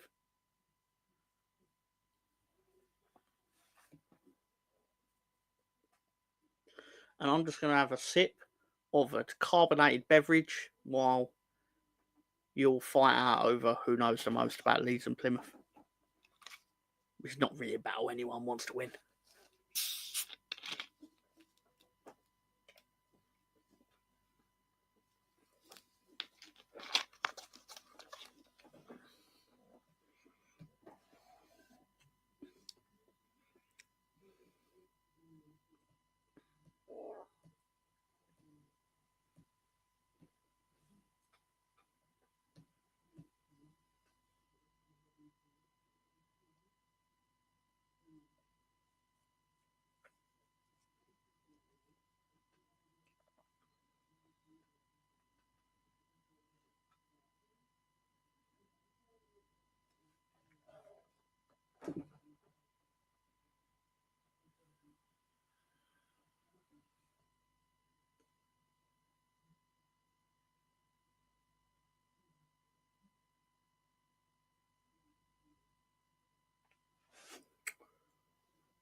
I don't believe it is, Ross. Let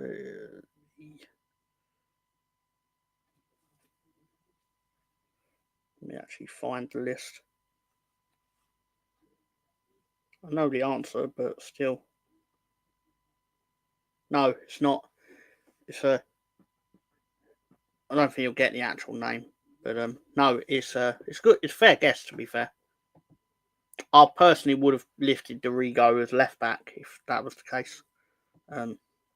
Smash the like button and sub. Thank you, Rosie.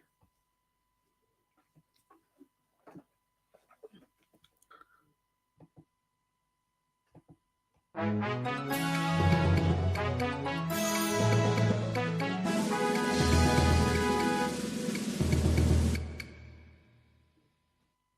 can't believe I have a jingle. It really is. It's not easy at all. I believe the goalkeeper also played for Arsenal.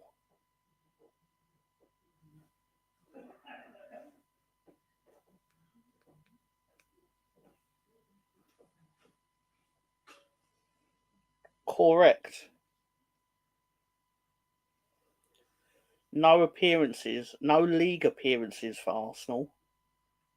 12 on loan for Leeds. All of them, Rosie, apart from goalkeeper. And 5 appearances for Plymouth in the league. Graham Stack. Correct. The defenders, SWSLTC.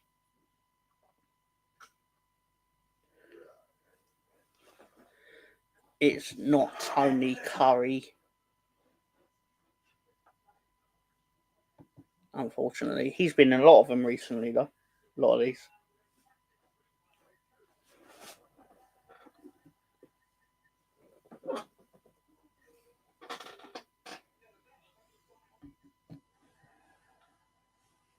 I believe one of them was in last week's show.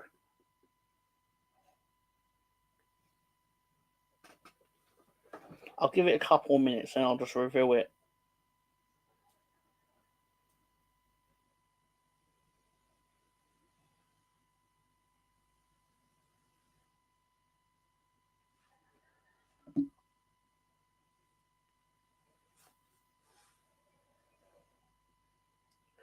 The one in the middle did play in the Premier League of midfield. Played for Leeds in the Premier League. Even the players' mums have to Google who they are.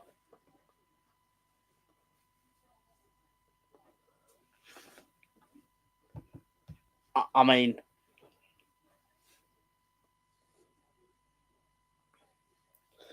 I know you spend most of your Saturday nights watching wrestling on YouTube, so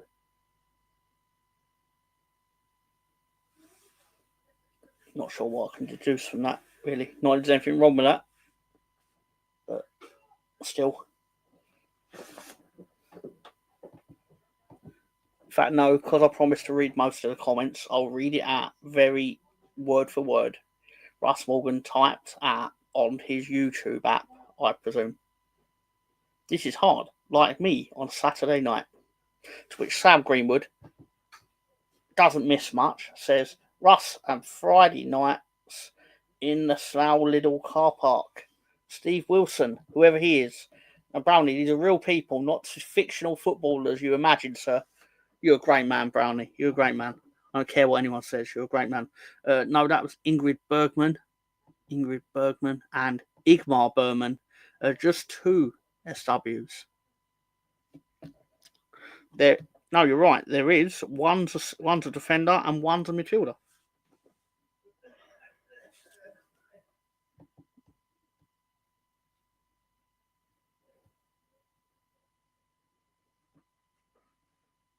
Thai Chicken defended for Leeds in the 90s.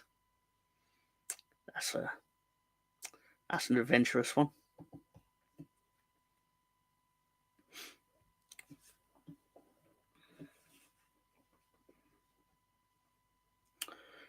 Simon Whitlock.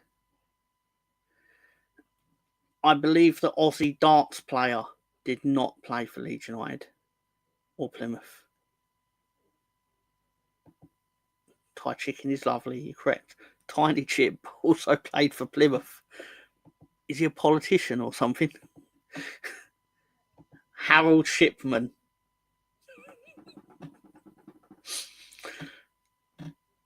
Yeah, one secret thing about me, as horrible as this it will be to say, that any time Harold Shipman is arbitrarily put into anything, it will make me laugh.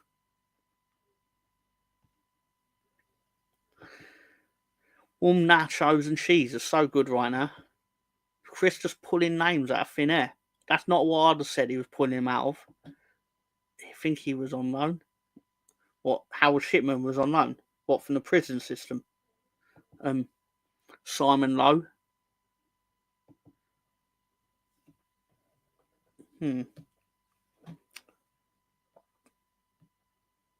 Should I just reveal the names? Because you just ain't going to get it. And it's probably unfair of me to expect you all to.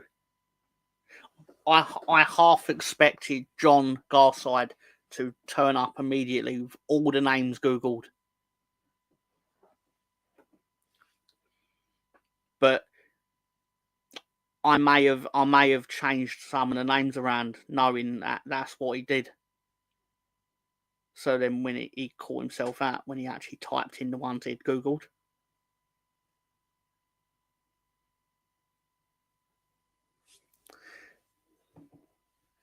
Which would have been really useful for this. But anyway, I'll give you another 30 seconds. It's not Ian Black, sir. It's not Ian Black. You are oddly close though, to be fair.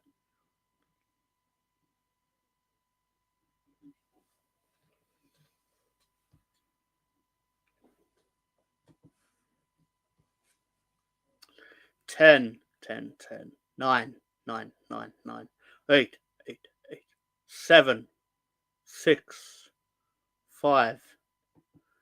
Elton John's Tiny Dancer was in midfield. Yes, correct.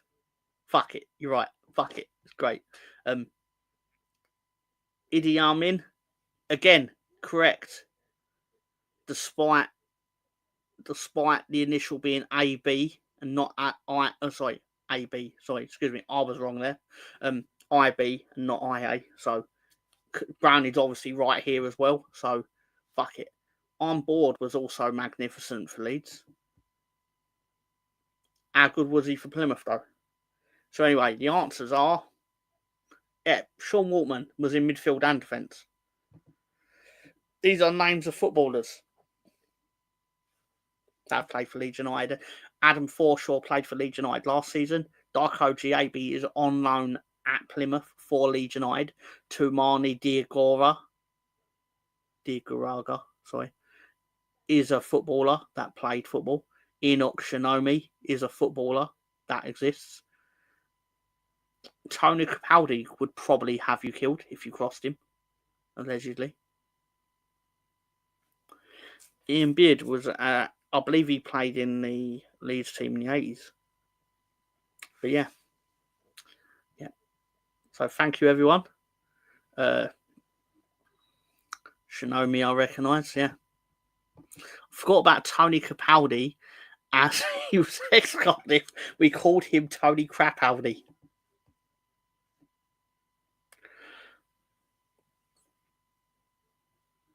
That reminds me of Martin Crapex Jr. more than anything. But anyway, well, I appreciate you all trying anyway. Ian Beale was close. You should have given him it. I would have if you said it. It probably turns out you did say it, to be fair, at some point.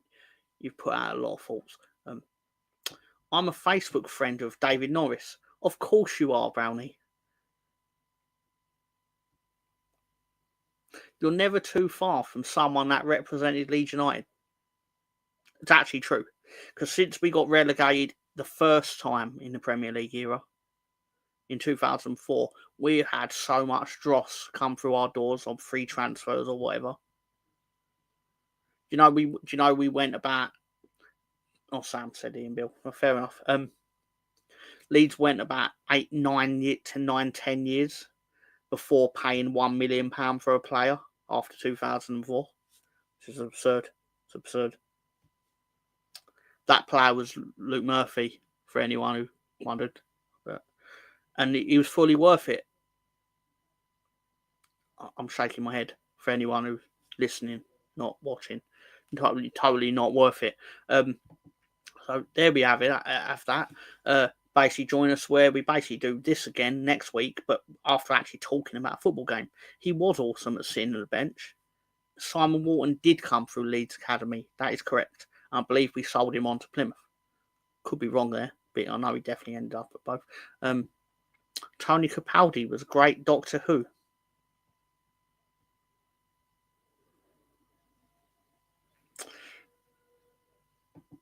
Getting split in his ass. That's Mr. Stack, I believe.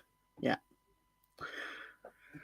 I mean, I've been saying here for 150, so I might as well give you another 9 minutes, whatever you want to comment or whatever. Because you know what, I've got.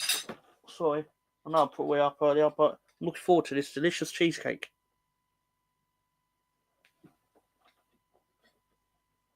I've also got to check my NFL scores, see how my bets did. But it is what it is. He was a Who player too. Yeah. Who? What? What's on first? What have you seen in the cinema this week, Tom? I saw Gladiator 2.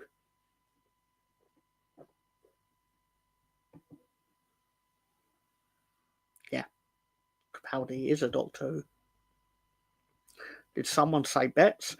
I would have. I was so close to winning this weekend. I had England to beat Ireland 4-1 with Harry Kane first goal scorer and Jared Bowen to score. Just needed an Ireland goal instead of letting England score fifth, but it was so close.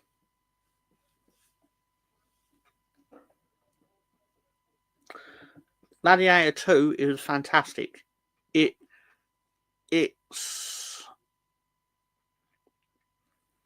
I come out of it feeling like I'd watched an epic film.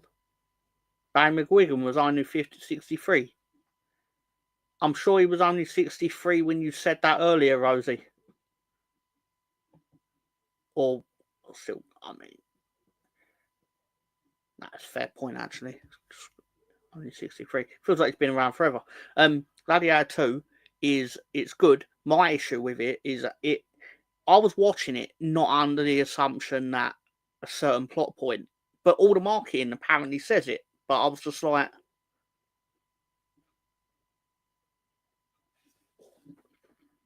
but the plot plays out like it's meant to be some like grand revelation halfway through the film, but it's not. Because apparently it's in the plot synopsis, which I found really strange. Because I don't read plots and synopsises. I try to go into a movie without knowing what it's supposedly about. And I watch the trailers and then I document them for the sake of documenting them. But at the same time, I'm not really watching them. I'm too busy finding out when the movie's going to be coming out, more than actually watching the trailer to see what it's actually about or whatever. But he loves a gimmick fight. Funny you say that, because so does Ron Simmons, who is an All-American at Florida State. You know what, Russ? We never usually do on this show, but we'll give you the thing. Oh no, I haven't got it here. It only comes up on Gary's brand apparently.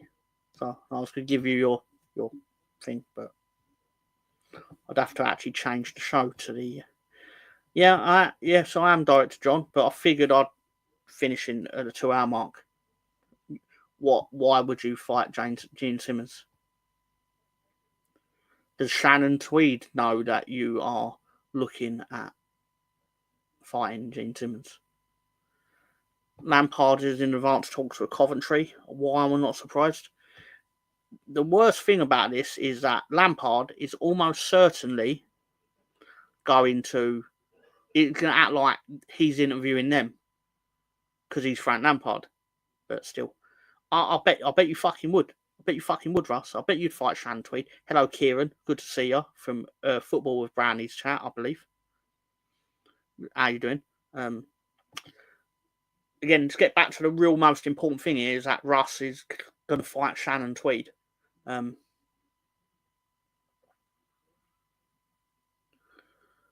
Lampard is going to ruin the new club. Dooney said Salah isn't world class. He says a lot of shit.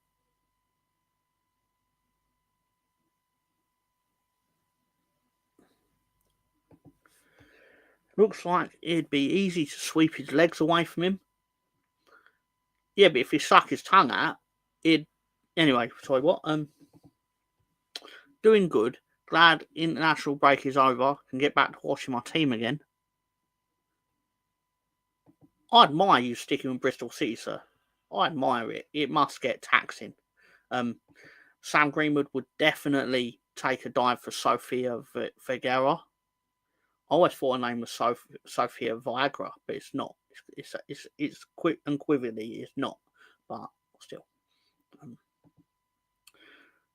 They were also talking of Van Nistelrooy, but seem to have chosen Lampard again because he made them feel like he's interviewing them. I imagine. Yes, Kieran lad. Yes, Brownie. Yes, Kieran lad. Yes, sorry, I'll keep doing that forever. I'm not gonna. Rosie would dive into Sofia Vergara. I nearly called her the wrong thing again. I mean, I don't even really know what to say to that. I mean, it's, all sorts going on in this world, and it's not for me to judge. Anyway, Miss Melina is here. How you doing? Good to see you. And Rosie's happy to see you as well. For some reason, I assume it's basically politeness, but still. A lot of good music came out of Bristol, Kieran. I called it Bristol. Math works faster in my eyes, I suppose. Evening, Rosie. You alright? True, Sam. It does.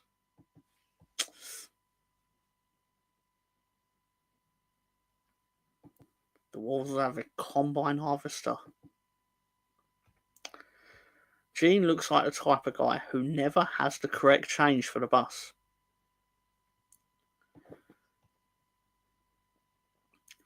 As soon as Gene Simmons' name was put in, Russ Morgan was already thinking of Friday nights on Channel 5. And by Russ, I mean me. But I also mean Russ. Oh, Wolves with combine harvester. That's what Bristol City come out to. My apologies. Because you can't. I'm thinking like, yeah. And Mel. Kieran, what did you think of that match when Sky were filming Bristol City versus Leeds and the camera was up in row 4076? Hi Mel, and Gene Simmons used to ride the special short bus. I'm surprised I haven't got a bus for his tongue. I'm fascinated by it. Anyway, stories I could tell about Gene Simmons. Not like I know him, but I could tell one story about Gene Simmons. One. It's about him being a merchandising machine, I suppose. But anyway. Miss Melina, how was your Sunday? Asked by Rosie. And hi MM, which I'm assuming is Miss Melina, from Brownie. And Crystal Palace have the best goal song when Mateta scores.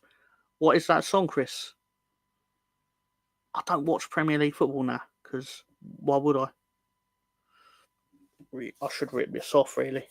Oh, sorry, this one. Anyway, sorry, what? Didn't realise I had two patches. Gene is the type to never have a cleaner razor. Did Gene Simmons ever ride the Lex Express?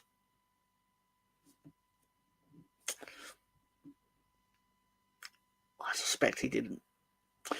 I think the real question you need to ask Russ is, did Lex Luger actually ride the Lex Express? Yeah. Was a shocker, to be honest, with that camera angle. It really was. There were genuine points in that match, but you could not see the football. Goal songs are just plain wrong. The words of Brownie. A real football man is proper football. Yeah, proper football. Boom, boom, boom. Mateo in the room. There's no striker better than Jean-Philippe Mateta. It's a great song. Great song. The actual song. It's a great song that it's based on from 1999. Is it Venga Boys or Benga Boys? Based on how you pronounce the V's or whatever. Anyway, I bet Gene went to the P. Diddy Lube Fest in 1998. Brownie, I think he read your mind. Sam Greenwood read Chris's mind here, where he basically said Cardiff don't score goals, so no wonder Brownie hates them. American nonsense. American nonsense. Anyway, what? Sorry, John. Sorry. Gene Simmons' murder for only using Sun Factor 30.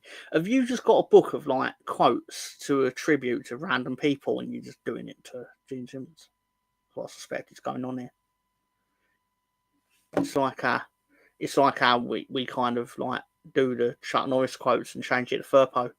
Like Firpo supervised his own birth. Because of course he did his junior Firpo. Yeah. Well, I suppose I should knock it on the head for the week. I'll be back on Thursday. Actually, tell a lie. I should have had this set up. Tell a lie. Did you know that I will be on the internet on Thursday night? Where the hell is it? It's called Improv, Alison. There you go. And if it was up to Americans, we'd have 4 quarters in order to get more advertising money. But don't forget that on Thursdays, 8 p.m. UK, which works out as 3 p.m. on the Eastern Standard Time, we'll be live on the Sam Greenwood YouTube channel called Slags in the Dark.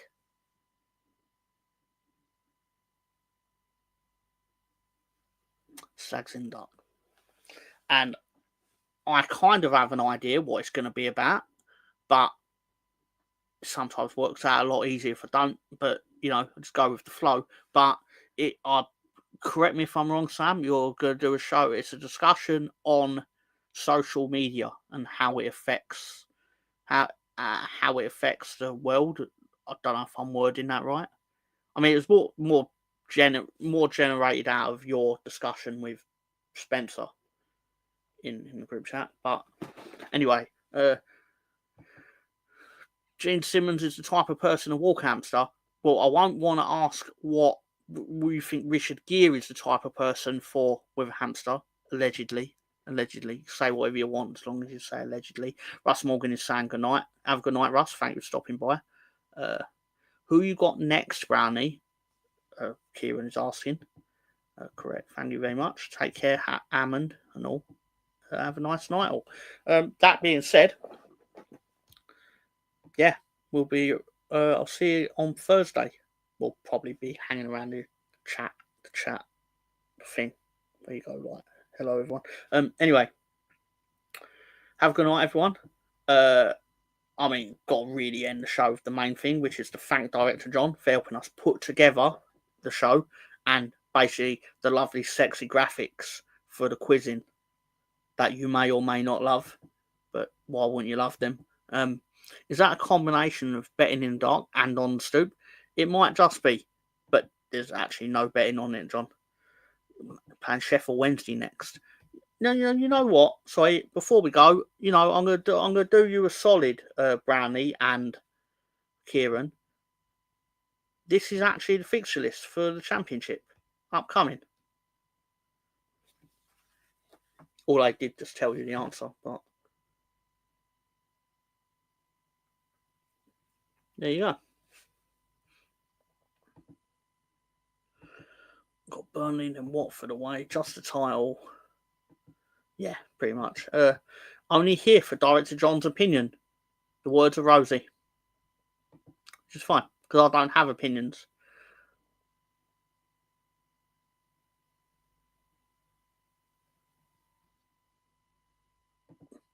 There's no punchline. Just don't have an opinion. We'll put the last thing up. Other than that, it's basically Russ's favourite meme every week, which is the average Arsenal fan.